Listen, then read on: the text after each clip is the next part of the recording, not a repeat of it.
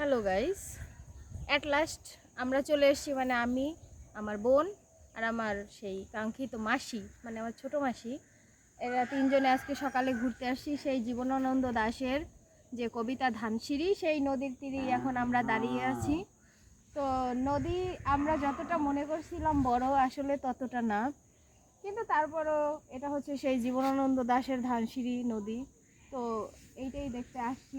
তবে এখানে মানে নদীটার কোনো অবস্থাই আর কি নাই, শুধু কচুরিপানা আর মানে নোংরা, যত দূর আছে তত দূর, মানে এপার থেকে ওপারে সাঁতার কেটেই যাওয়া যায়। আর মেইনলি হচ্ছে এখন তো শীতকাল চলে আসছে, মনে হয় জল এরপর আর থাকবেই না, তখন তো হেঁটেই মানুষ এপার থেকে ওপারে যেতে পারবে।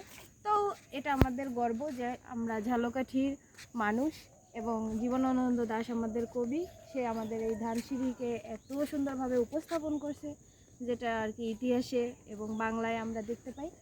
তো আমরা সেইটাই আজকে দেখব, ঘুরতে আসছি। তো এরপর আপনাদের সাথে আরও অনেক কিছু শেয়ার করবো, এখানে আমরা আরও ঘুরবো। তো সেটাও দেখাবো। তো এখন এখান থেকে বিদায় নিচ্ছি, বাই।